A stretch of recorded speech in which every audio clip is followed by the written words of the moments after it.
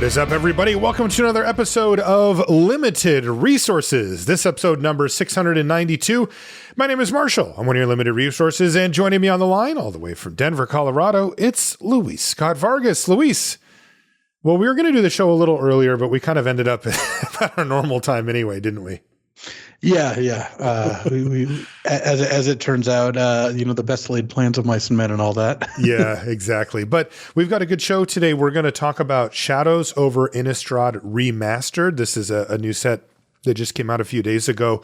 That's got a pretty cool setup, one that we've seen similar versions of, and this is kind of the latest, and something that we probably should get used to, these remastered sets coming out. And this one has some really cool twists and turns in it as well. And we're going to be going over all of that shortly. Before we do, let's talk about our sponsor. That's TCG Player and ChannelFireball.com. They've teamed up to create the subscription that every Magic player needs. You can get exclusive CFB Pro content, as well as free shipping and tracking on direct by TCG Player orders, and bonus bucks and awesome promos at TCGplayer.com, all for $6.99 a month. That's right. For $7 a month, you get access to CFB Pro and the extra bonus features as well at TCG Player. So it's kind of a no-brainer, if you're interested in getting that content anyway, or if you do any number of business with TCG Player direct, you're going to make that up really quickly. So we highly recommend checking it out. There's a link in the show notes to the subscription if you're interested in that, get that CFB Pro going. And then if you do want to buy anything from TCG Player in general, there's a link, an affiliate link that will take you over to TCG Player. Then you're just there. You just shop like normal. It just lets them know that we're the ones that sent you over, and it helps support the show. We do appreciate it. Show's also brought to you by you via the Patreon. It's patreon.com/limited resources. You can support us or any other content creator that you really like over there. Patreon's a game changer for us content creators. It allows us to make niche content like this, right? If you go back 20 years before podcasts were around, there wasn't an avenue to make things like what we're making here that is, it's not about gaming.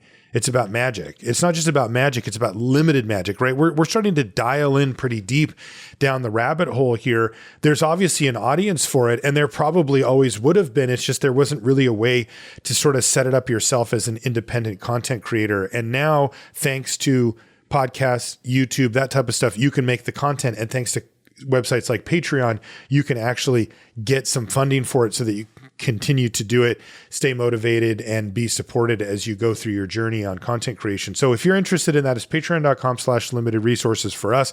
But honestly, you'll probably find any of your favorite content creators there, and it's a really great thing to support them. If you do decide to support us, you'll get a limited resources sticker and thank you card in the mail as our way of saying thanks for supporting us. We do appreciate everybody who does so.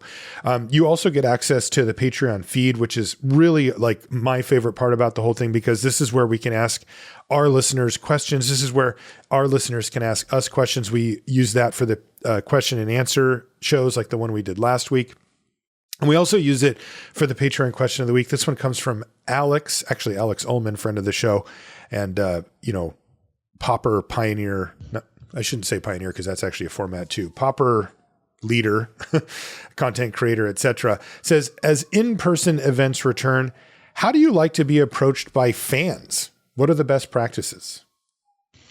I guess the main thing is don't wait till, we are not talking with someone necessarily. Because if we're, at least for me, and also for you actually, because if you see either of us out on the PT floor or event floor talking with our friends there, we're not really going to stop doing that, because that's just what we do in between rounds. Or if you, even more so for Marshall, because he's backstage a lot of the time. Mm-hmm. But so you can just come over and say, hey, just introduce yourself and just say hi, basically. And that's totally fine. We love to hear from people who like the show, or people who, follow along the tournaments. Anything like that is totally great.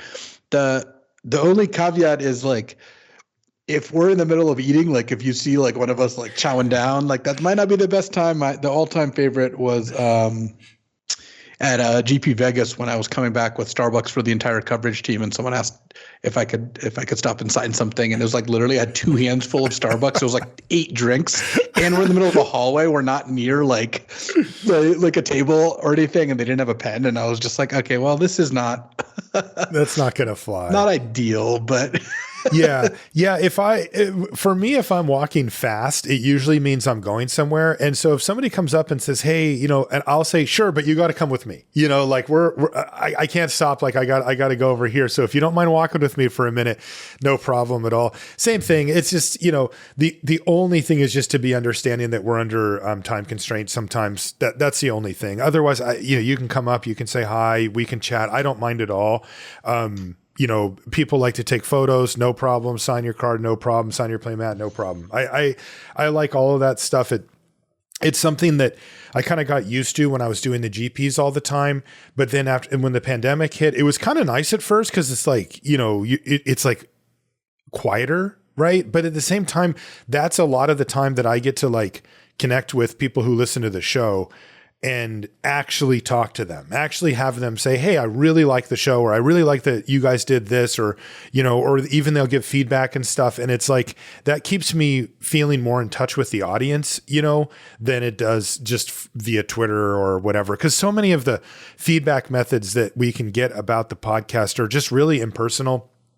And they're honestly, like if I told you Twitter and the comments on YouTube and Reddit, right? Like these are not happy places, right? Like there's not a lot of people that are like, oh, I love YouTube comments. That's my favorite place to hang out. It's like, that's where people get nitpicky or get kind of mean sometimes or whatever, in those places. And so it really does have a nice place to be able to talk to somebody in person. So yeah, I pretty much just green light. It's just, if you see me walking fast or eating, it may be a little bit truncated there. Thanks for the question, Alex. We do appreciate it.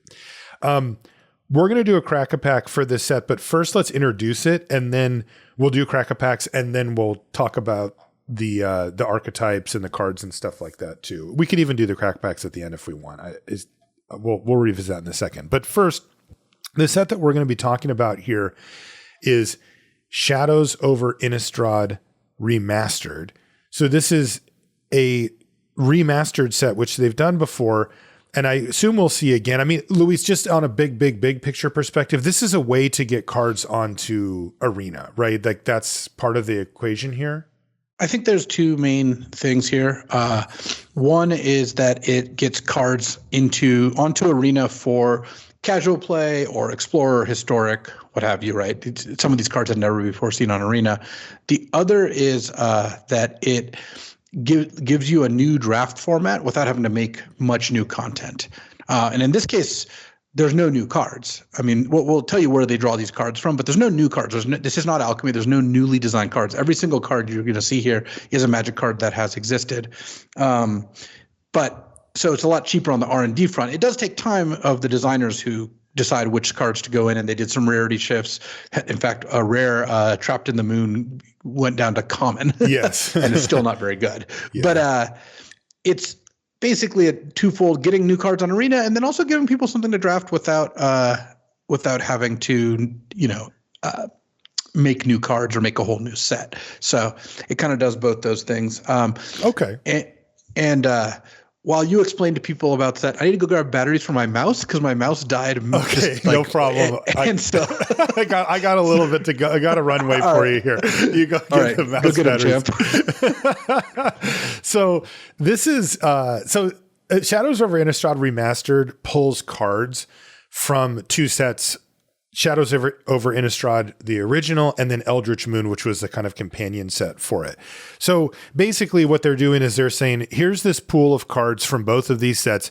What kind of a draft format could we make? Because they were aligned thematically, but not directly so. But there's certainly a lot of like graveyard interactions and things like that to go with it. So what they ended up with was 302 cards total, 281 like actual cards, 15 lands. But then additionally, there's 76 cards that they are calling Shadows of the Past. And it's interesting because basically what they've done is they've taken cards from the original Innistrad block, which wasn't on Arena, and it came out in like 2011 or something. Is that when it came out? Wow. And they picked cards from there. And again, these are cards that are interesting to draft, are perhaps not on Arena yet. And what they do is they put them in their own card slot. So like when you open up a pack on Arena, you'll see your rare from the set in the upper left corner. But then the next card over is your Shadows of the Past card. And there's a few interesting things about it. One thing is those can be any rarity. So they took cards from all 4 rarity slots and moved them into the Shadows of the Past slot. So you definitely could open a pack with 2 rares. It's happened to me numerous times already, which is kind of interesting, right? Okay, well, I got this sweet rare. Oh, there's another sweet rare. Which one should I take? That kind of thing. And then also, they decided to roll these out in kind of a cool fashion. So what they did is they took the 76 cards and they broke them down into 4 groups of 19 cards, and they're themed. So one of them is called Creature Type Terror. Another one's called Fatal Flashback. Another one's called Morbid and Macabre. And the last one's called Abominable All-Stars. You sound like Tales from the Crypt comics. It does. But here's the cool part. They broke them down by week. So from March 21st to March 28th, which at the time of recording is where we're at, it's Creature Type Terror. And so there's a list of cards here. Angel of Flight Alabaster, Battleground Geist, Bloodline Keepers in there, Diagraph Captain, Drogskull Captain also in there, as well as Stromkirk Captain, Immerwolf. These were kind of the tribal leaders from the older set there. These have all been pulled in, and you can draft them right now. They're tribal. That's kind of the theme. Fatal Flashback are all flashback cards, and those will be from March 28th to April 4th. Including apparently an Arena Open in there. So these ones you really want to get accustomed to. Bump in the Night, Cackling Counterpart, Devils plays in there. That's a bomb. Faithless Looting, which actually was printed in one of the mythic whatever things. Now it's just a common. You can even craft it for a common, by the way, if you need those for your deck. Forbidden Alchemy, Knot of the Bone is a great one.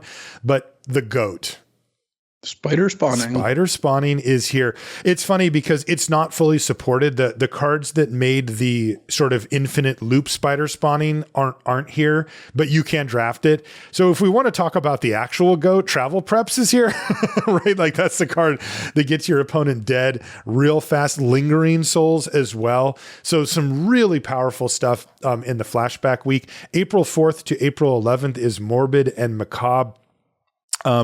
Bloodflow Connoisseur, Doom Traveler, Falconwrath Aristocrat. This is sacrifice type stuff. Young Wolf. I see here. Again, there's 19 cards there. Zealous Conscripts. Anybody? A little combo. And then the last one is kind of the real banger. April 11th through April 18th is Abominable All-Stars. And boy, there are some real All-Stars here. Avacyn, Angel of Hope. Like just straight off the bat. Balefire Dragon. Blazing Torches there. Brimstone Volley, that's a really good one. Fiend Hunter, Garrick Relentless, Geist of Saint Traft, actual Grizzlebrand, that one was dope. Hunt Master of the Fells.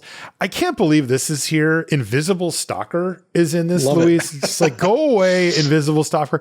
But Sigarda, Host of Heron, for those of you who don't know, Mage. the original Boogeyman Unlimited, for Innistrad at least, was Invisible Stalker, 2 mana, 1/1 hexproof unblockable, and you just put a Butcher's Cleaver on it or a Bonds of Faith or something and just killed your opponent. It actually saw some constructed play for that matter. But I have to say, the one I'm happiest about the most by a lot, they put Mistraven in the Abominable All-Stars. This is like top 8 all-time cards for me. It's 2 blue, 2/2 flying Mana War. When it ETBs, you return a creature to its owner's hand. It is GOAT tier. It also was like seriously awesome in limited. Like that card really fit the format. I mean, it's really good on its own, but it also just was excellent and it somehow made its way in. So the fact that I get to draft a Mistraven again at some point, even though it's going to be in like this one special slot, is pretty exciting. So that's really cool. Also, one thing to note that's kind of interesting is that they're not going to restart the events when the new what are they? Oh, Shadows of the Past cards are put in. So like if it's March 28th and you draft, you're going to have access to creature type terror, right? So you're going to see some of those cards that we mentioned and you're going to take them. But then if you leave it for a couple of days and come back, you know, in April or whatever, you're going to enter the queues and play, and the person could have just finished drafting and they would have access to Fatal Flashback, not the subset of cards that you did. And they're going to kind of clash together on those in between zones. So that's kind of interesting. I mean, it doesn't really matter, right? It's one card slot per pack and, you know, who cares? But like, it's kind of interesting that you could definitely play against a different subset of cards there. Another thing to note about this set is that many of the cards have been rarity shifted. And that's when they go back and just say, you know what, this one didn't really hit right at rare. We're going to move it down to uncommon, or, you know, this one was too good. We're going to move it up, that type of thing. The majority of them have gone down in rarity, meaning like if it was a rare, it's an uncommon now. But there are 7 cards that actually went from common to uncommon. I'll talk about those in just a second. But breaking down the rest, there's 20 that went from uncommon to common. So that's going to have a major impact on how the format plays and the power level, because think of some of the best uncommons that you could open in these sets and then bump them down to common where you can just get a bunch of them. That is a game changer. 15 went from rare to uncommon, which is similar in how much it changes things. Imprisoned in the Moon, as Luis mentioned, somehow went from rare to common, which is really weird. And then there are 5 cards that went from mythic rare to rare. Here's the 7 that went from common to uncommon. So these are ones out of all of these cards that they picked that they said, you know what, we got to bump these up to uncommon. So it's Fiery Temper, which kind of makes sense. Ironclad Slayer, which I can't remember what that is. Pieces of the Puzzle, Midnight Scavengers, Thermo Alchemist, which that makes a lot of sense. Uncaged Fury, which just ended too many games, I think, for them. And then Vessel of Nascency as well. So kind of interesting. I mean, what would make you bump? Is it just raw power level? Because if the argument here, Luis, is like, oh, well, Fiery Temper, it needed to be, you know, moved up because it was too good. Well, I can pick like half of the uncommons that they moved to common and say, well, that's too good to be a common, right? So what would make that happen? I think it's a combination of, because if you look at like bumping Fiery Temper up to uncommon, they also bumped Ravenous Bloodseeker down to common, which is a discard outlet. That's like the 1/3 you can discard to give +2 -2. Yep. I think that if you want Madness to have a little easier time of getting it going, maybe you do want to take one of the best Madness rewards and move it up to common instead. I see. So that's a synergy. Okay, it's like a synergy level. Yeah, I mean, well, it's kind of changing a little bit about how the deck works. Like, for example, with Delirium, Obsessive Skinner went from uncommon. That's the +1 ETB, give a +1 counter on their upkeep, give another one. If you have Delirium, yeah. Mm-hmm. That went down to common, but Vessel of Nascency, the enchantment that lets you sack it to get one of your top 4, that went up to uncommon. So now it's harder to get Delirium, but the Delirium payoffs are easier to get. I see. I don't know how much it matters to do this in terms of like what would be better, but it's different. And I think that has some value if it's like, hey, I've drafted a lot of these sets. Let me give you the same overall set of cards curated, but change around the rarities so that you have a very different experience. Now you're like, oh, I really got to first pick this Vessel and try to get Obsessive Skinners later instead of kind of like the reverse. Right. So it and there's a lot of knobs that they can turn this way to kind of change how the format actually plays out, make it a little harder to get certain synergies going, make it a little more easy to get certain tribal stuff going. But overall, you're going to see a pumped up power level here by a lot, right? Just, there's 2 assumptions I think that you can make. The first one is that they took the better cards from the sets, right? Like the not just strictly like what are the best cards, but like they're not going to pick cards that didn't have a good effect on the game or that were weak, right? Those are sort of forgettable and not really where you'd want to be to curate kind of an all-star list of these 2 sets. So that's one thing. And then the other one is I mentioned that there's 7 cards that went up in rarity, but there's 35 40, you know, there's 4 times as much or something like that went down in rarity. So, you know, you would assume that this set is going to play out much more powerfully than the original sets did. Yeah, I think that there is some truth to that. Obviously, as I'm playing it through, it feels different in some ways, but is not necessarily completely different. Okay, should we do the Crack-a-Pack now to kind of set the stage, or should we break down the whole thing and then with that information do the Crack-a-Pack? Yeah, let's do some breakdowns first. I think that's probably going to be the most useful. Okay, where do you want to start? We can look at the color pairs, because for each color pair, there's 10 color pairs plus I think 2 slightly more common 3-color decks. I wanted to break those down, but then also wanted to give you a kind of a guide to drafting a bunch of these decks. There's only 2 actually that I'm not quite sure about. But let's start with blue-red. So the theme for blue-red is blue-red spells, and the blue-red spells deck is kind of what you'd expect. This is like the archetypal blue-red spells deck, where you're trying to combine a bunch of cheap instants and sorceries with ways that pay you off for having instants and sorceries. And you end up in a spot where you're just trying to interact, and then play a big finisher. So one of your best finishers, Rise from the Tide. That's Rise from the Tides. That's 5 and a blue sorcery. It makes a 2/2 zombie for each instant and sorcery in your graveyard. Worth noting, the zombie is tapped, so you really want to make sure that you're not going to die when you cast this card. You have to be fully stable. Yeah.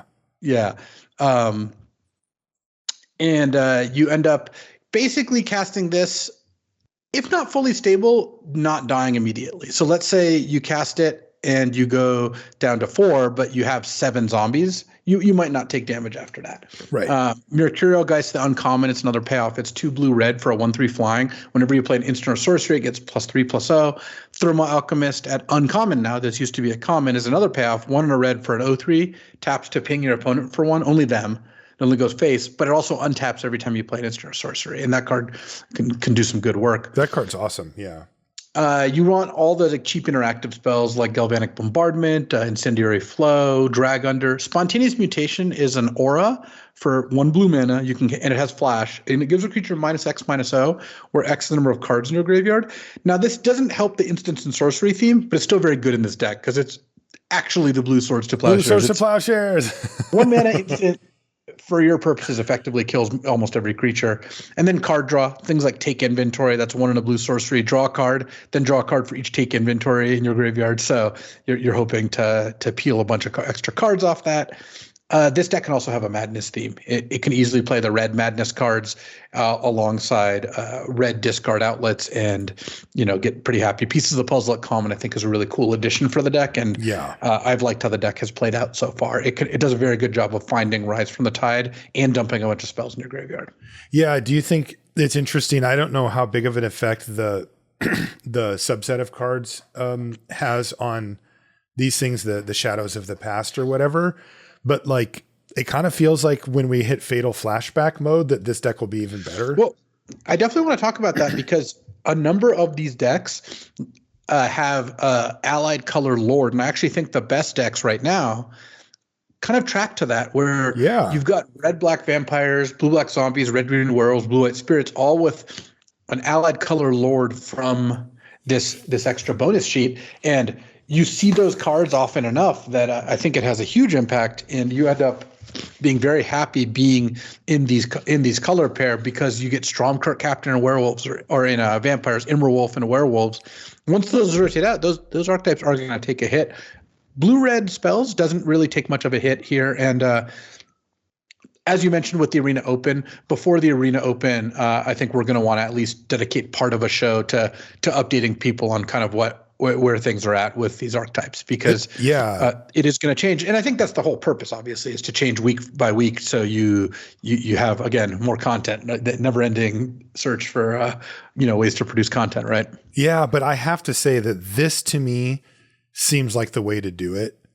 Like, I'm excited for this. Like if it meaningfully changes the way the format plays out, which it's kind of, because my experience has been the same. I keep getting ran over by tribal decks that have these captains. And I'm like wondering if that is a direct result of them focusing on tribal for that one slot. Like there's part of my brain that thinks it's only one slot. How big of a deal could it be? But if they're curated cards that show up every single pack and they all lean in a direction, well, the answer is probably it can have a big impact. And if the format changes meaningfully, that is awesome, right? Because like they tried the alchemy thing. We had our take on it. We didn't like it. Like changing the cards in the middle of the set seemed like it would be really cool to balance things out. You know, they called it rebalancing or whatever, but it didn't work. Like people didn't like it. We didn't like it. Our audience certainly didn't like it. I don't think it was successful for them. So that didn't end up being really the way to go. This could be the way to do it. Every single time they've had this slot where they have flexible cards in it, I've loved it. Every time. Yeah. You know, they had the one with the spells. They had the one recently in the last set, and it's like it, you know, they had the artifact one. It works really well. And this is the next step of that, is saying, well, what if we just change those up from week to week? That could really, like, that could be the thing that kind of breaks this cycle, right? Of like, we figured out the set, I'm over it, right? I can go to 17 lands, I can figure out all this stuff. Now, you know, if it's April 3rd and this stuff has been out for 2 days with the flashback, like you can go to 17 lands all you want, but that's not going to be relevant anymore. Right. And I think it's really cool to kind of get an opportunity to see how that plays out, because it will inform kind of future development as well. Yeah. But anyway, back to the blue-red spells. I have my eyes on that deck for that week. For sure. The blue-red spells deck also has payoffs like Pyrehound. It's the 2/3 for 4 with trample that gets a +1/+1 counter whenever you play a spell. So there's a lot going on here. It's a good deck. White-green humans, another good deck. This has Heron's Grace Champion as its uncommon, which is 2 white-green. It's a 3/3 with lifelink and flash. Hold on, let me just make sure. Flash and lifelink. Yep. Yeah. 2 white-green for a 3/3 flash lifelink, and it gives all your other humans +1/+1 and lifelink in a turn when it comes into play. So you get a pretty nice boost when you play the card. Is this uncommon or rare? Oh, that's rare. Sorry, that's not the uncommon. Mm-hmm. The uncommon for humans actually is probably on the bonus sheet here.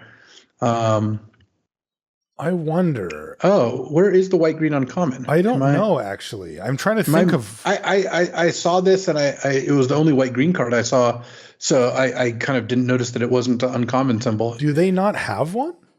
Butcher's Cleaver could be it, because that's an artifact. That's true. There's both Butcher's Cleaver and Abzan's Collar. Those are both on the bonus sheet, which is definitely worth keeping in mind. And they're both very effective for the deck. So the way the deck kind of plays out, we'll set the uncommon issue aside, because I guess there is no actual white-green uncommon, which is really weird. You're just a kind of a curved deck, a curve aggro deck based on humans.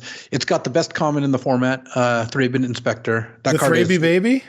Dude, Thraben Inspector, 1 mana, 1/2, makes a clue on ETB, is just so good. It's every single deck that plays white wants the card. It's a speed bump plus draw a card. It's a human. It wears equipment. It does basically everything. So don't sleep on Thraben Inspector. It really is that good. This deck's looking to basically just curve out, have good tricks. Like Rabid Bite is good, Strength of Arms is good, and Butcher's Cleaver leads you to these ridiculous games where you just end up at 50 life or whatever. Cinetic in our chat says maybe it's Veteran Cathar. It's not technically a gold card, but yeah, that's 1 and a green for a 2/2. You pay 3 and a white, give a human double strike. That is definitely a tribal. So yeah, maybe. Yeah.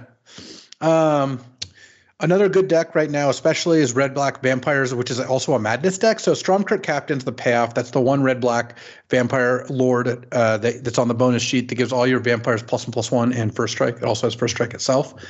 And so the way Madness works is, Madness is the mechanic, once again, where when you discard a card, you can pay the Madness cost, which is basically always cheaper.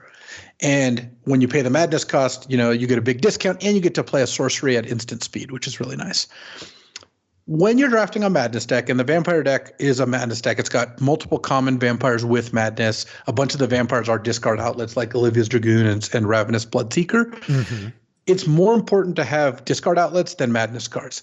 If you end up with too many discard outlets and only a couple madness cards, that's not even a problem. That's just a madness deck. If you end up with too many madness cards and not enough discard outlets, your cards will not work very well. Right. You'll have 5 mana Blood Mad Vampires and Alchemist Greetings that are just so clunky. So what you really want to do is aggressively take things like Olivia's Dragoons, Ravenous Bloodseeker that give you madness outlets, and then try to get the madness cards too. Fiery Temper is a great card either way. That's part of the reason maybe it's uncommon, but you will end up being happy enough as long as you focus on the outlets first. So you do want to make sure you have those. And if it's a vampires deck, you want as many vampires as possible. The cool thing about the tribal decks for people who haven't drafted the set so far, if you take every card that says vampire, that says human, that says zombie, that says werewolf, you're going to be in fine shape. There's not really traps there. Like no. you'll end up being pretty happy with how that all works out. Yeah, they curated this enough so that when you grab those, you're good to go. The key with the madness outlets, the discard outlets, is that your ideal is free, right? Like that really does change the game if you can make it so that it's a free discard outlet. Like that's the difference. You can do it if it's one. If it costs any more than that, then it's kind of not worth it. Yeah, and it's pretty hard to really successfully utilize one of those if you're paying 2-3 mana on the front side. So like advanced Scob or Stitchwing Scob is like 3 blue for a 3/4 flyer. You can pay 2 in a blue and discard 2 cards to bring it back from your graveyard to play tapped. That's not a great madness outlet. You're paying 3 up at the front, and that's a pretty big ask. You mentioned the Dragoon. That's kind of the gold standard. I mean, and Olivia's Dragoons is one of the best commons for black as well. Yeah, because you can do Geese's Bidding or the 3/3 off of it the next turn. All right. So one of the next archetype is one that I love, but I also don't think is one that is baseline great. It's blue-green clues. So what this deck is trying to do is there's a lot of cards that make clues, that investigate. And clues, of course, are the 2 mana sack to draw a card artifacts. And then some that pay you off. So the payoffs are things like a Graph Mole. That's the 2 and a green 3/4. When you crack a clue, gain 4 life, or 3 life, rather. 3 life, yeah. And it's just huge. That card is incredibly strong for what you're trying to do. It keeps you alive. It's maybe the best of all the payoffs. There's an ongoing investigation. That's one of my favorites. 1 in a blue enchantment. When one of your creatures deals damage to your opponent, you get a clue. And you can pay 1 in a green, exile a creature from your graveyard to make a clue and gain 2 life. So I didn't know that was in this set. Clue generating machine, and it even gains life, which is what this deck wants. Because if you think about it, this deck's spending a lot of its time spending 3 mana on 2 mana on drawing a card, which doesn't accomplish much. So you really don't want to be doing too much that doesn't affect the board past that. Gaining life when you crack clues is exactly where you want to be. Yeah. Fleeting Memories is another one. 2 in a blue enchantment. When it enters the battlefield, you investigate, you make a clue, and whenever you crack a clue, you mill your opponent for 3. So here's your win condition. Another great card for the deck, and just a good card overall, is Confront the Unknown. It's green as an instant. It makes a clue, then gives a creature +1/+1 for each clue you have. And that's sweet. Yeah, really, really sweet. So you end up sometimes, it's like 2 in a green, give a creature +1/+1, draw a card, right? But in this deck, sometimes it's 1 mana to give a creature +7/+7 and make a clue. Yeah. Like it can do some real good work. Yeah, and then you get your card back, yeah. Third Wall Illuminator works perfectly with ongoing investigation. It's 1 in a blue for a 1/3 flyer, and the first time you investigate each turn, you make an additional clue. So with turn 2 Illuminator, turn 3 investigation attack, make 2 clues is sick. So really what this deck's trying to do is play a defensive role where this is why you want Graph Mole and ongoing investigation. You want ways to gain life or otherwise not fall behind when you're making clues. Spontaneous Mutation is great for this kind of deck, so is Drag Under. And you're just basically turtling, making as many clues as possible, cracking them, and then milling them out with Fleeting Memories or comboing them out with like double Confront the Unknown. You're like, this deck can have 10 clues in play. Like it can get to a point where you have Emblem, 2 mana draw a card, which is just a powerful thing to have. Yeah. What is the card? I feel like I had it, but now I can't remember. Oh, Ulvenwald Mysteries. Oh, that's also in the set, and that's also it's also solid. It's a 2 in a green. It's an enchantment, and whenever you crack a clue, you make a 1/1, and whenever one of your non-token creatures dies, you make a clue. And so it does a good job keeping you alive and fueling more clues, and that's kind of all this deck's trying to do. That said, in order for this deck to work, you need a lot of specific uncommons, and if you get the wrong ones, it doesn't fire. So that's why it's not a deck I'm giving an unqualified. Like, yeah, this deck's great. You should draft it. Yeah, this is kind of the cute deck, right? Like right. It can do the thing, but a lot of times it doesn't. Whereas, like, you know, something like Blue Red Spells is pretty similar, but I think has a much lower fail rate. Right. Black Green Delirium, I think, might be the worst of the two color pair decks. Okay. Just because. So what this deck's trying to do is get Delirium, which is 4 different types in your graveyard, and then play cards that have Delirium payoffs. You know, like Obsessive Skinner was the one we mentioned. There's a number of payoffs. There's like two uncommon payoffs, a common payoff, and like a mythic rare payoff. Again, enablers are the most important part. So you really want, you know, Vessel of Nascency, Crawling Sensations, the uncommon enchantment that mills you for 2 each turn, and then whenever you mill a land, make a 1/1. Grapple with the Past, which mills you for 3, then you return a creature to your hand.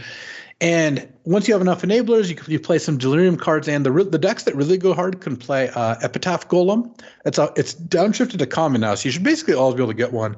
5 mana, 3/5. You pay 2, put a card from your graveyard on the bottom of your library. And that one is pretty nice. It really does do a good job of making it so if you can get to no cards, you can just loop your removal spell till all the creatures are dead, then loop a win condition or whatever. It can do some fun stuff. And when you start self-milling, like sometimes you're pretty happy to have that ability to not get decked too. Yeah, and this is one of those decks that, like, when Spider Spawning comes out, this deck probably gets a lot better. Yeah. But as of right now, I don't think there's a really great incentive to go into it. Yeah. Blue Black Zombies, quite good. Again, this gets Diregraph Captain from the bonus sheet. Geese's Bidding at common, 2 black, make 2 zombies, is just a very strong ability to start with. And then it's good in pretty much any deck, but you also have, it has Madness of 2 and a black, so you can also get it out a little cheaper. But again, this deck often just casts it for 4 mana. Anything that says zombie, this is one of those decks where it's like, if it says zombie on it, you're probably, you know, pretty happy just taking it. Yeah. And Drew Now Corpse Trawler is another uncommon, which is really good. The 3 and a blue for a 1/1 plus a 2/2 zombie on ETB, and 2 and a black give a zombie death touch. It can make it so it's really hard for your opponent to interact in combat. It's a bunch of zombie rares too. You can kind of just get in there. Zombies is a main black deck, by the way, so you can't, obviously blue black is the color combo, especially if you get the Lord, but it is a deck that you can pretty easily go just black for. Red Green Werewolves also quite good right now. Immerwolf as the Lord, which is pumping all your guys, plus making it so your wolves can't transform, so they can't transform back. Once they've flipped, your opponent can't reflip them. Uh-huh. One thing to note is it stops your Eldrazi werewolves from transforming into Eldrazi, because it says your wolves can't transform. So don't try to do that. That's funny. Yeah, don't get got by your own Emerwolf. Yeah, a kind of rare anti-combo there. And this deck has like Moonlight Hunt at common, which is a great common. It basically is all your wolves fight one of their creatures. They all punch something. They all bite. I guess is the flavorful way to look at it. And one of the cool things about that is you are not competing for that card with anyone else except other wolf players, which there aren't generally very many of. So it's a kind of common removal spell that only your deck has access to, which is very powerful. You can wheel it. Yep. You also end up with Helipack Resurgence, the flash enchantment that pumps all your werewolves. Card's dumb. Yeah, it can be really good. I mean, it's also secretly, you know, part of the reason it's good is it's got flash, so you can just pass the turn, flip your wolves, play this. So you didn't waste your mana, but you also took a turn off playing spells, so your opponent has to, deal with your now flipped werewolves. In addition to being just a combat trick sometimes, etc. So werewolves not too hard to kind of manage how you draft the deck, right? Like you're just trying to take wolves. The cheaper ones are better. You do want to take cheap werewolves if you can. And there's plenty of expensive ones. Also, there's multiple Eldrazi ones that flip. So you don't really want to take expensive cards because you'll have to spend mana flipping your cheap ones anyway. So you're in pretty good shape there. Moving on to Blue-White Spirits, they've got Drogskull Captain at uncommon, 1 blue-white, 2/2 flying. All your other spirits have +1/+1 and hexproof. Really good card. Really annoying. And you end up basically just drafting blue-white flyers. Like this, it's not really that different. And I think that most people would be able to just draft it, given the kind of instructions of take as many spirits and flyers as you can. And that's, part of the appeal of the deck. I think some of these tribal decks are really good to get into if you haven't played the format. You're looking for Apothecary Geist is a great common for this. 3 and a white, 2/3 flyer. And if you have another spirit on ETB, you gain 3 life. Mm-hmm. And then drag under the sorcery bounce creature draw card. But basically, you want a curve of flyers and anything that helps delay your opponent past that. Yeah, it only takes like one well-timed turn of, your opponent not getting to attack you with their key creature, and you can close out the game in the air. Yeah. The 2 decks that I'm going to list but don't really have a great breakdown to how to draft are black-white, like kind of human sacrifice. Yeah, I haven't figured that one out either. And then white-red aggro seems to be the white-red thing from my experience, which I did trophy once with it. It was good. Okay. But it was kind of themeless. Yeah, I wasn't really sure what we were supposed to go after. Like the uncommon is ride down, destroy a blocking creature and give a creature trample, Good card. So yeah, no, definitely a good card. But yeah, I mean, I think any color pair is viable, but the ones that I think are the best are currently the 5 allied color pairs. So white, green, red, black, red, green, blue, white, because they all have tribal lords right now. I guess white, green has the veteran Cathar, but all the other ones have literal tribal lords that are really good. They're all very strong. So those color pairs are particularly good right now. And then blue, red spells is also really good. And you like blue, red spells as well. Do you want to know? It's early, so I wouldn't consider this gospel, but do you want to know what 17 Land says about? Oh, totally. What's good and what's not? All right, I will tell you. Currently, again, we really have to put the caveat on that the sample size here is not huge yet. This is still fairly early, but currently Selesnya is number 1. So humans, then black-red, then blue-white.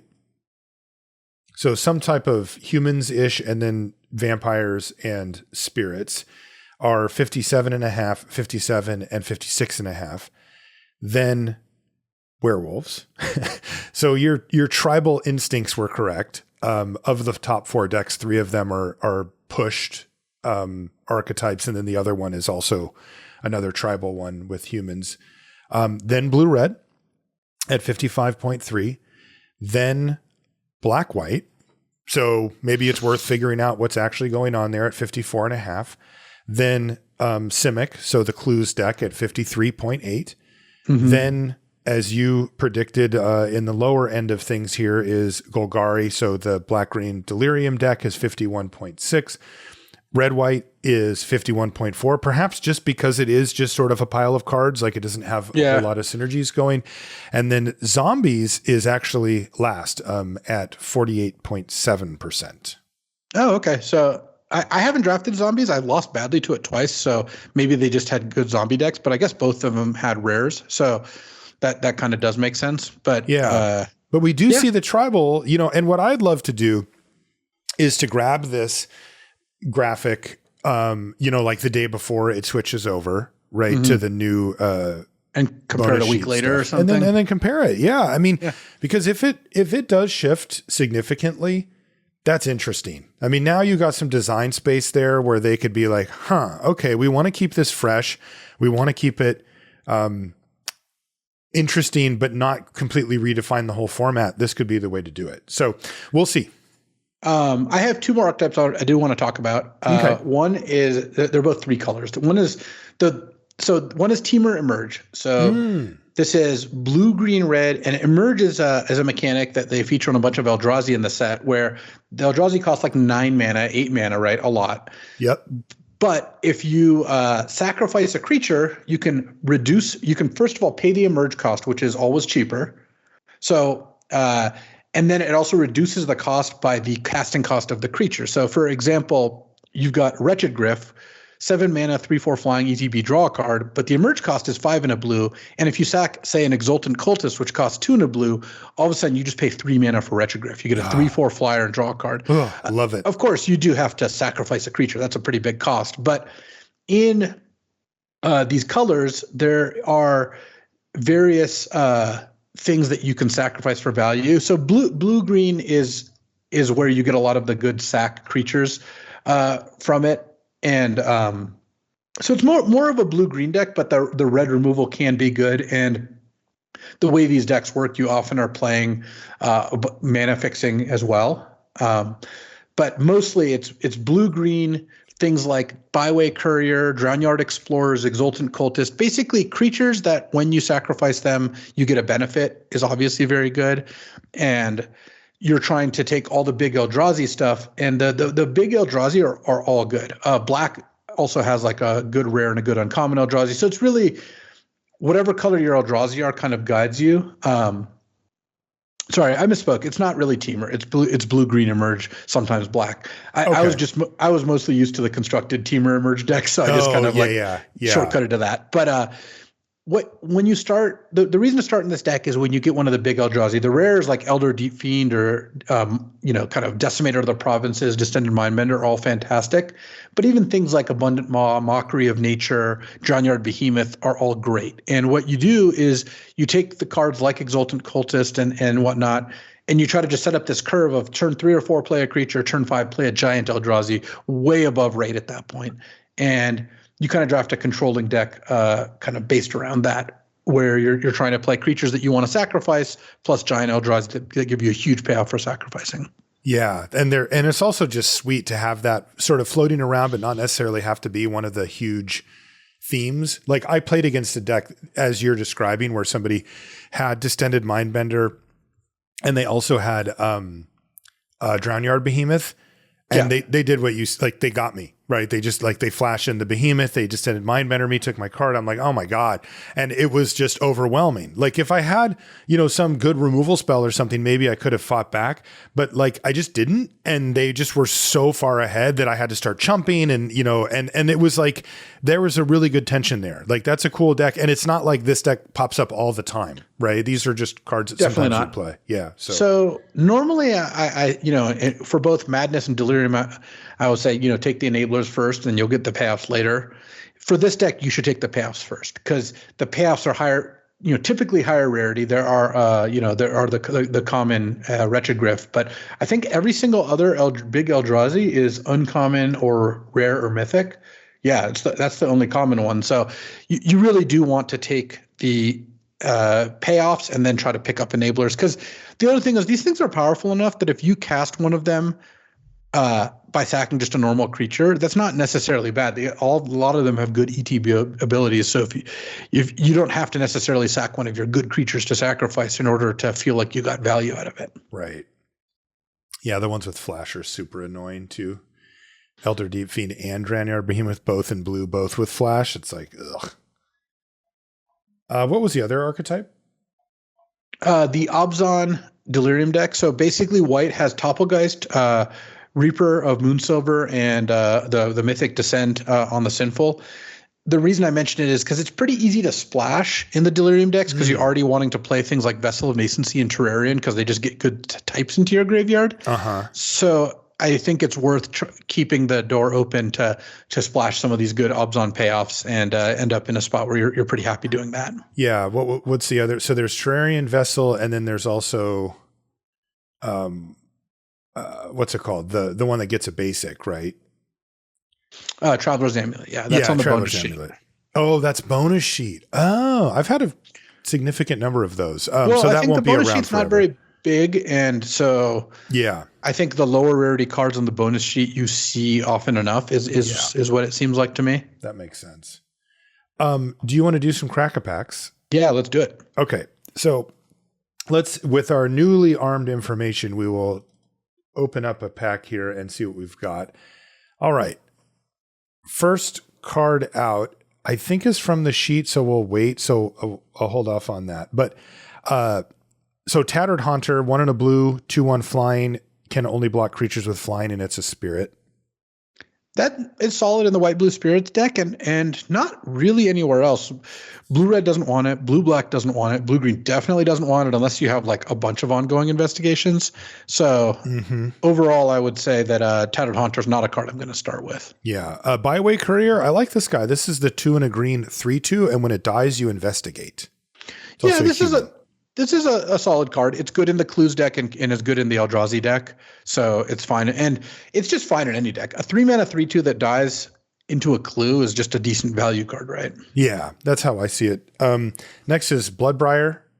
This is a 2 and a green for a 2/3, and whenever you sacrifice another permanent, it gets a +1/+1 counter. So this is the Clue payoff at common for green, where every time you sack a Clue, it gets a +1/+1 counter. Don't really want it outside of that deck. Sometimes if you have enough like Terrarian type cards, you might end up playing it.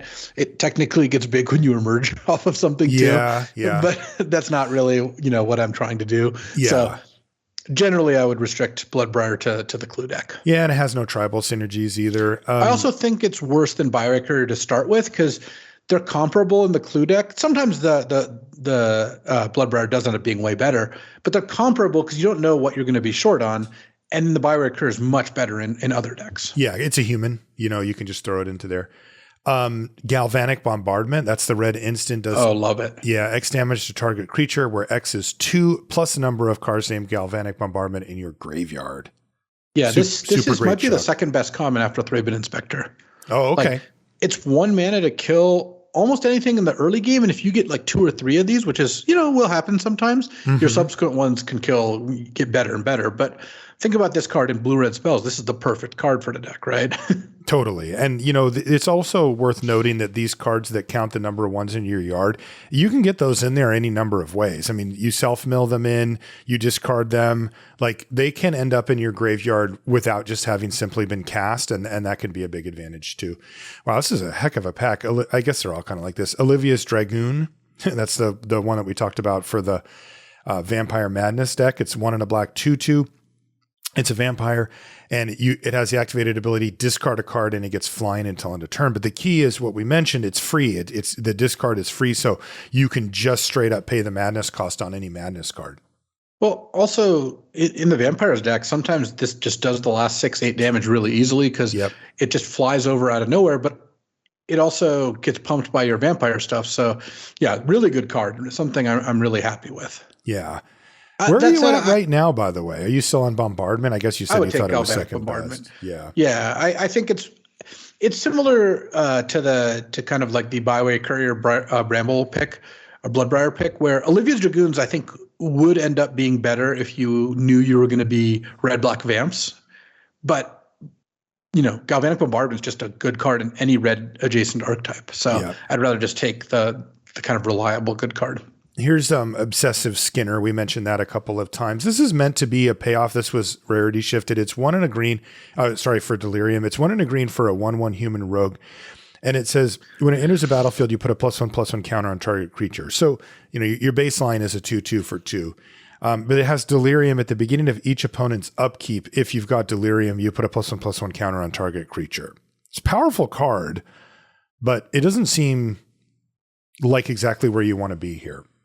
No, this is the kind of card that if in the middle of the pack, I've got a Delirium outlet or two, like I got I picked up a Vessel of Nascency or a Grapple or something, or if I'm heading that direction, then sure, I'd love to pick up the Obsessive Skinners. They're really good. Like, you're supposed to have multiples now, right? Yeah, I think a lot of the times you will end up with that.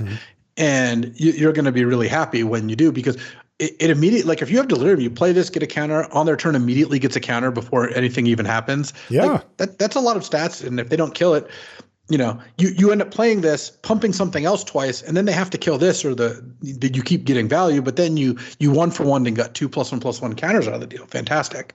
Totally. Plus, in plenty of formats, 1 and a green, 1/1 that gives a +1/+1 counter has just been a kind of playable card. Yeah. So that said, I wouldn't start on this. I would take both Bombardment and Dragoons over it. Though, yeah, I would take Byway Courier over it also. I don't think I would start on Obsessive Skinner, because Delirium is definitely something you can get to and can be powerful. But my experience with this the first time around and so far in this set is it's pretty unreliable. Sometimes it's turn 7 and you don't have Delirium yet. And that's not like a very uncommon thing to happen. I've had that same experience. There's been sets where it kind of, these type of effects where they check cards in your graveyard, whether it's Delirium or like a number of cards or whatever, they kind of just happen over the course of a game. And that hasn't been my experience here. You need to build your Delirium deck to get Delirium. Like, you need to put some subpar cards in your deck perhaps as well to get it. In fact, we've got one coming up here in just a minute. Next card, though, is not. It's Bound by Moonsilver. This is the 2 and a white enchantment, and enchants a creature. It can't attack, block, or transform. And you can sacrifice another permanent to attach Bound by Moonsilver to target creature. You can only do this once per turn at sorcery speed. I mean, it's a great card. It locks something down the way you want it to. Also, for delirium decks, it's fantastic because you can just sack a land in the middle of the game, and you end up getting delirium pretty easily. You can also upgrade it simultaneously while moving it if you want. You don't even have to move it. But I would take Galvanic Bombardment over Bound by Moonsilver. I think it's just enough more efficient. Yeah. The card I was mentioning before was Explosive Apparatus. That's the 1 mana artifact. You can pay 3, tap it, and sack it to do 2 damage to any target. It's crappy. It's not really where you want to be.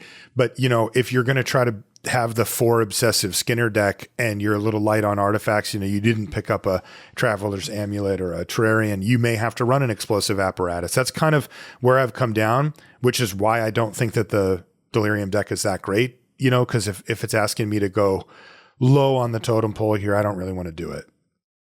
Yeah, I agree with that.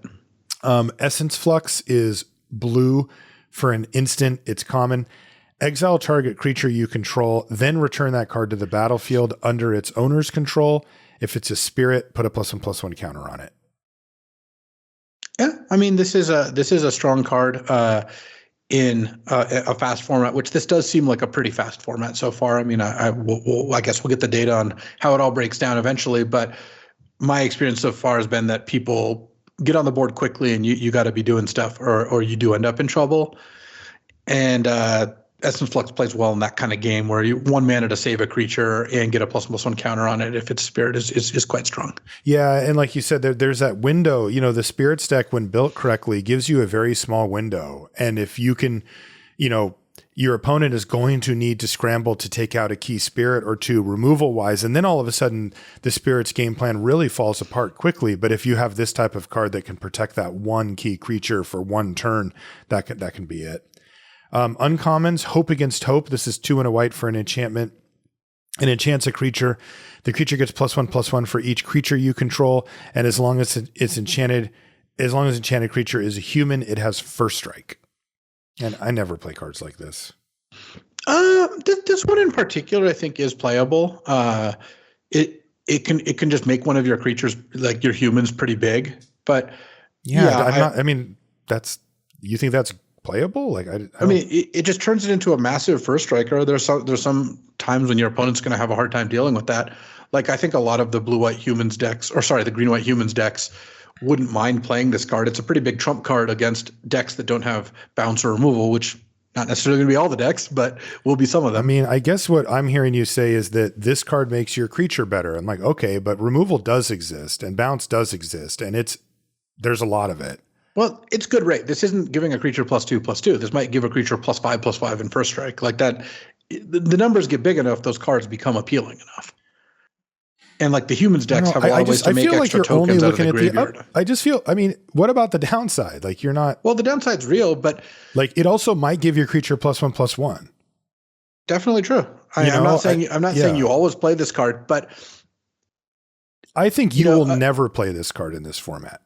Oh, I don't agree with that. I think that the high end of the card is actually there. Like, there's a reason we don't play, 1 and a white, give a creature +2/+2 very often, right? Mm-hmm. But this is potentially a lot better, and first strike makes it pretty hard to stop. So I think that's enough that some of these decks that have 17 creatures in them, they would be interested in running it. I think that like the next card is the type of card that you play because it's really good and like actually does the thing. It's Griftspoon. Yeah, no, Griftspoon is better. It is a good card. Like that's the kind of card I expect to see in a lot of drafts, right? So it's white for an aura. So similar card. It enchants a creature. The creature gets +1/+0 and has flying. And then you can pay 3 and a white to return Griftspoon from your graveyard to the battlefield attached to target creature. And you can do that at sorcery speed. Yeah. So basically, if they kill your creature, you can bring back your Griftspoon later to put onto another creature is kind of the joke here. Yeah, and And this card is really good at making a recursive like flying threat in the late game. So you are going to want to play this card. It's also cheap, just one mana. Yeah. But I still think that, like, I mean, Lunarch Mantle, for example, 1 and a white, give a creature +2/+2. You can pay 1 and sack a permanent to give that creature flying. Card's surprisingly good. Like, yeah, that card, I do remember that card being pretty good. Yeah. Is that in this set too? It is, yeah. Okay. I had it in the red-white deck, and it ended up being pretty good. You know, I wasn't expecting it to be great, but it was solid. So yeah. The last uncommon is Anguished Unmaking. This is the 1 black-white instant, and it says exile target non-land permanent. So that's kind of where you want to be, but you do lose 3 life. It comes at a fairly hefty cost. Yeah, this was downshifted from rare. It's fine. It's a 2-color removal spell that costs you 3 life. Like, you always play this if you're black-white, but I wouldn't start my draft and be like, yeah, I'm into this. This is exactly where I want to be. Same. Even in the realm of premium removal, it still doesn't quite reach that level. Like, the loss of 3 life is significant. It obviously it's doing what you want to do, but it is tough to lose 3 life. Like, there's times where you can't cast it. Our bonus sheet card is Immerwolf. So that's the 1 green red 2/2 with Intimidate, and other wolf and werewolf creatures you control get +1/+1, and non-human werewolves you control can't transform. So like Louis said, it kind of locks in your werewolves into the good side. Sweet card. Yeah. Am I at a point where I would take that over Galvanic Bombardment? I don't think so. I think I would still take Galvanic Bombardment. I mean, Immerwolf is great, don't get me wrong, but it's not good enough to take a great monocolor card and to instead take a 2-color card that does a pretty good amount of locking you into being not only 2 colors, but a specific theme in those 2 colors. Yeah, I agree. It's tough because, you know, if you took Immerwolf and were in this archetype, then you would definitely want that. But it's like a gold card, right? I mean, this is like, this is the type of card that's like not just gold by nature, but also it like has to be surrounded by wolves and werewolves, or it's just not very good at all. So you're really all in if you first pick an Immerwolf. Like, you are just sort of hanging on for the ride at that point, or you have to be very willing to ditch it if it doesn't come up. Where if you take Bombardment, like, you can go a bunch of different directions. You could still be in werewolves, you know, and play the Bombardment. So I'm with you. It's a little too committal. Our rare is Docent of Perfection.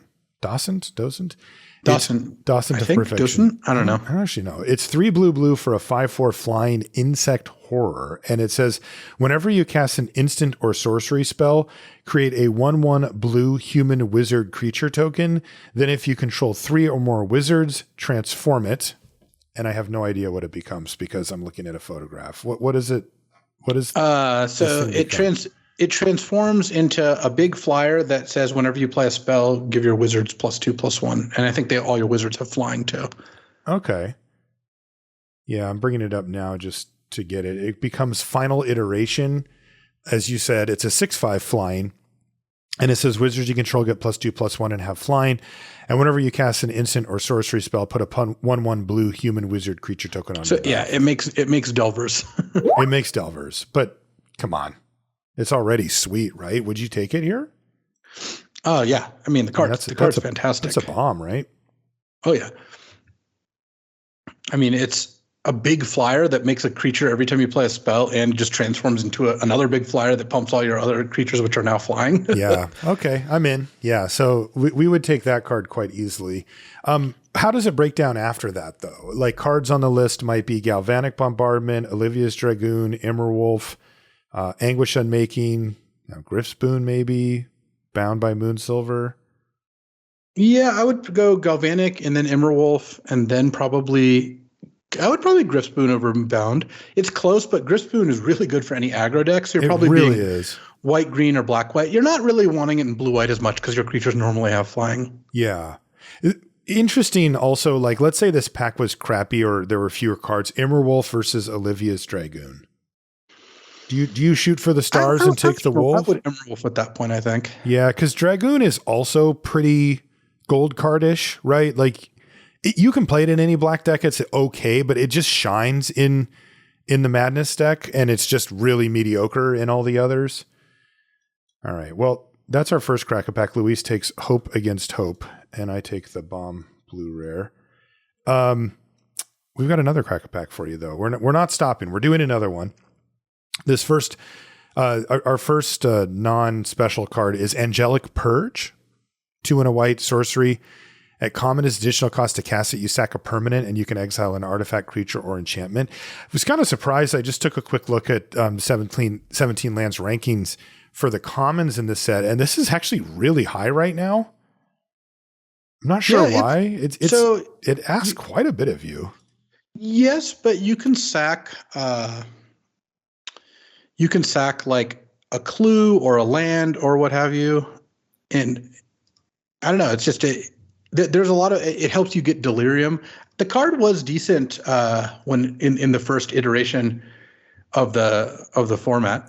Yeah, it's currently sitting like top 20 commons in the set. You know, pretty high up. You know, again, not super high or anything, but yeah, the delirium part probably is the thing that changes it. Stormrider Spirit, 4 and a blue, 3/3 flash flying spirit. Meh. No, that card wasn't good before, and I think it's probably worse now if I had to guess. Wretched Griff. Ugh. It's going to be hard to pull me away from a Wretched Griff. I do like Wretched Griff, Yeah, 7 mana, 3/4 flyer. When it ETBs, you draw a card and it's got a merge for 5 and a blue. You can just cast it if you end up just ramping up to it. That happens too.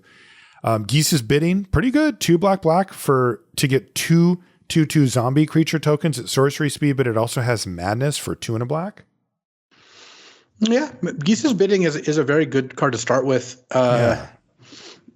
I'm guessing you probably would rather start with Geese's Bidding over Wretched Griff at this point, but I do like you being the listener, right? Not me.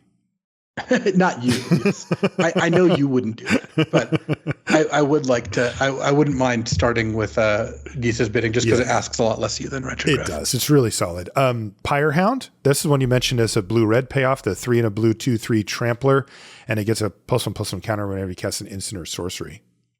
I do like the card, but it's not like a card that makes me, stand up in my seat and be like, wow, I'm in it. I'm in there. Like, I've actually not played this card in blue-red spells before because it's pretty slow, kind of vulnerable to removal, which the deck doesn't play a lot of creatures that are vulnerable to removal. So playing like, a random 4-mana creature that your opponent can easily kill or gives them an outlet to kill that you invest a bunch in is not really where you want to be. So I certainly wouldn't take it early, and I wouldn't even always take it if I was playing if I was playing blue-red. These cards, these type of cards are reasonable payoffs, but they have an inherent problem with the way that play patterns work, which is that this is a 4-mana card that you play it and nothing happens. You play it, in fact, an underpowered 4-mana card, just a 2/3 trample for 4.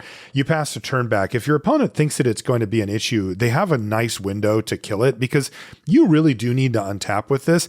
And then it's compounded by the fact that you need to untap with this with instants and sorceries available.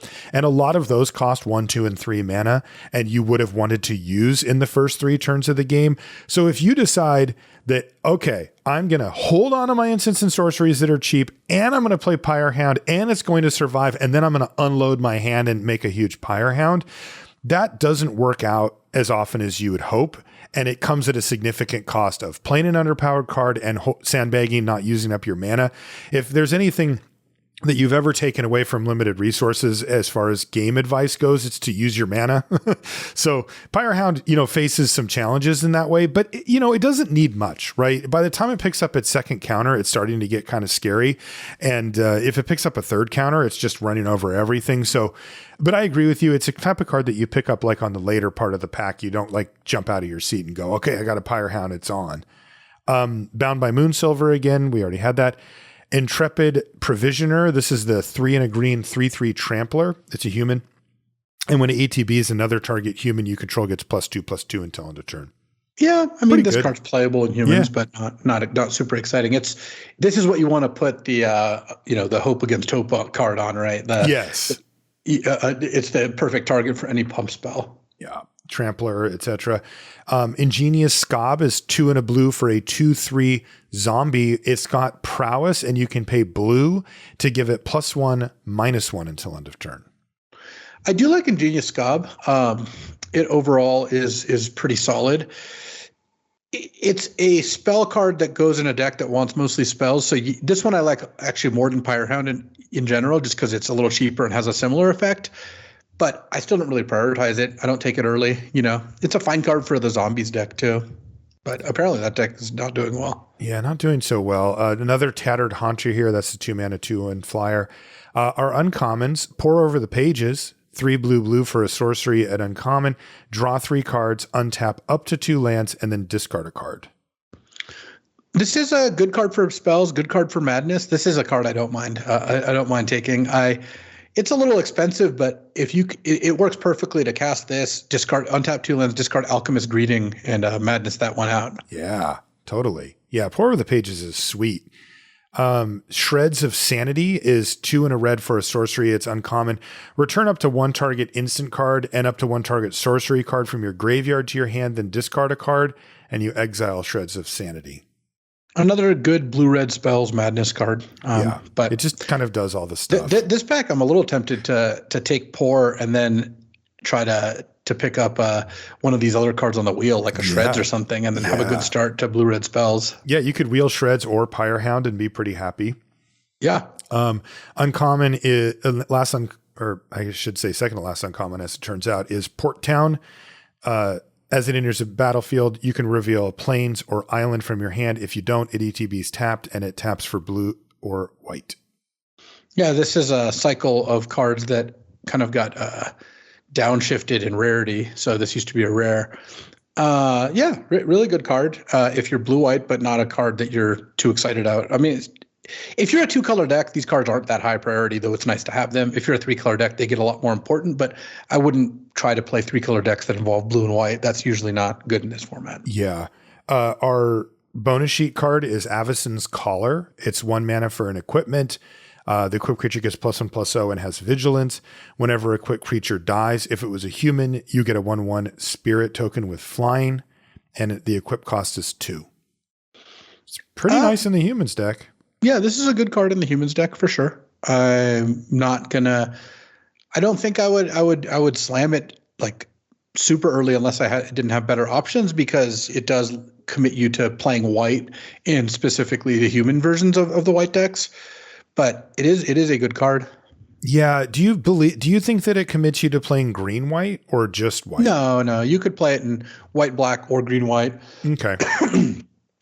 Probably fine in red white too. I would not tend to want to play it in blue white. I would prefer that my blue white decks have a lot of spirits, not humans. Yeah. Our rare is Bruna the Fading Light. This is the 5 white 5/7 legendary angel. And it says, when you cast this spell, you may return target angel or human creature card from your graveyard to the battlefield. And she has flying and vigilance, and she technically melds with another rare or whatever, but like that's not really a thing.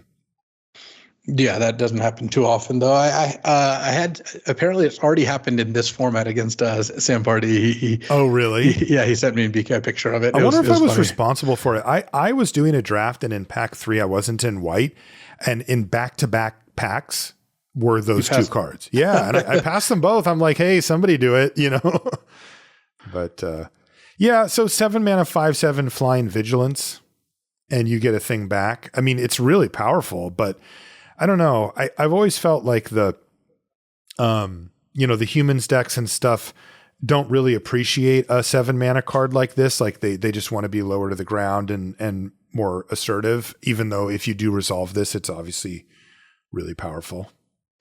Yeah, I would probably take it at this point. I don't know how good it is, but it's pretty good at like I would try to build like a black-white deck or something like that with removal and humans, and just have this be a good value card. Also a good card to like bring back from the graveyard, that sort of thing. Oh, you do a little reanimator?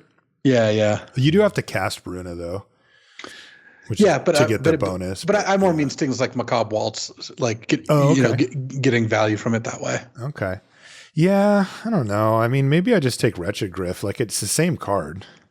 Sure. It's 7 mana. It has flying. You draw a card, sort of. The only difference is that it's 5/7 flying vigilance, and you don't draw the card. You just get back on the battlefield. But come on, 2 white mana, like that's so committal. No, I would take Bruna too. I want to know if that's the type of card that you can kind of go off with this in this format, or if it's more, not really where you want to be.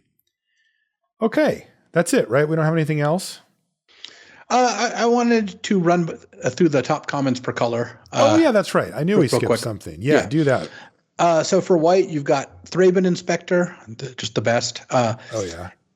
And then I think Apothecary Geist is better than the other commons, but it does commit you to playing other spirits. It's not that good if you're not getting the life. In fact, it's just not good if you're not getting the life. Bound by Moonsilver is generically quite good. Yep. Strength of Arms is good in most of the white decks because white for +2/+2 is pretty decent, and the white decks often have equipment. There's like 3 different equipment in the set that pay you off for playing humans, 4 if you count the farmhand 2/2 that flips into a pitchfork. And so Strength of Arms can be really good there. And then Dauntless Cathar is really good too. 3 mana, 3/2, and then you can exile it from your graveyard and spend 2 mana to make a 1/1 flyer. Yeah, that happens a little value card. Blue's got Drag Under is just the best common. 2 new blue sorcery, bounce creature, draw a card. Ingenious Scob is also pretty good. It's just like a big blocker, can do some work on the ground. Essence Flux if you're in spirits, and then Take Inventory and Spontaneous Mutation both really work with the blue spells deck. Black, Gisa's Bidding, I think is the best common just to start with. It's just so much stats for and spread over 2 solid bodies. Good if you can madness it out as well. Deadweight, black enchantment, give a creature -2/-2. Really efficient removal, but also really good for delirium because it puts an enchantment in your graveyard. And then Olivia's Dragoons and Weirded Vampire are both really good parts of the red-black Vampire Madness deck. Borrowed Malevolence, rounding it out as your Skullduggery, give a creature +1/+1, give a creature -1/-1. Really good in combat. Red starts off with Galvanic Bombardment, 2 Incendiary Flows, the 2 best commons. Incendiary Flow used to be an uncommon. Yeah, it's a good card. It's really Alchemist good. Greeting is the 5 mana deal for both Madness of 2 mana. And so if you can enable it, it's really good. Obviously, in a deck that doesn't have any Madness cards, it's kind of mediocre.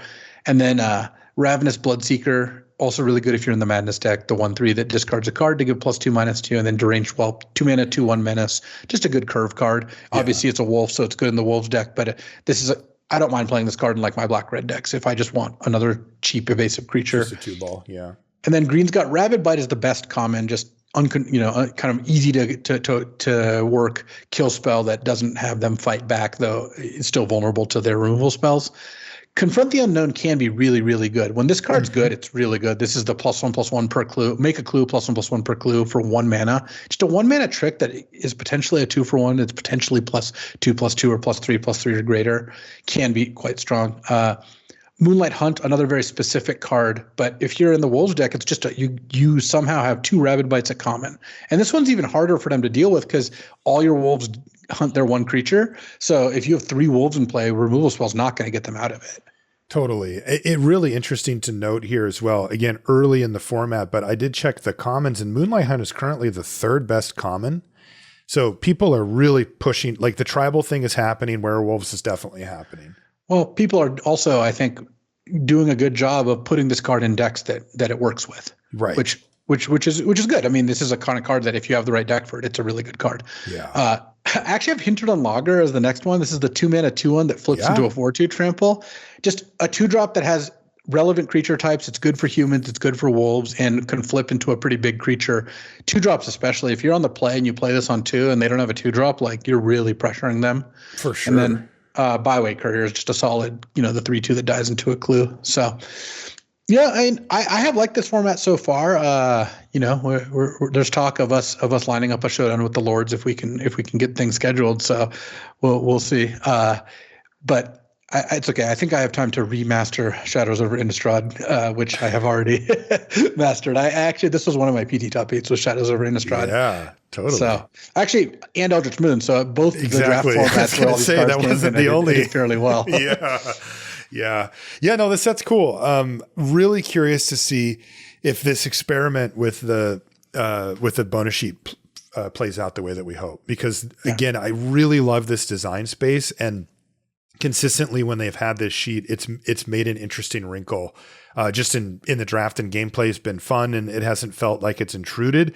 But this idea of rotating the sheet mid format is really cool. Like, I'm super curious to see if this changes things dramatically, because, if you're sitting at Wizards of the Coast seat, you have a problem. It's a good problem to have, is in that your player base is so into your game that they've created these systems to like deconstruct what you've done so quickly that they actually get bored of it fast. It's like this weird, feedback loop that they've made. But at the same time, you don't want to do things that are reckless to make them not do that, right? But this could be a way that loop gets disrupted enough that you don't get to just do the same thing the whole format, but it doesn't feel like they've upended the whole thing. So, well, I mean, this is a bigger topic, so I'll drop one thing real quick. Mm-hmm.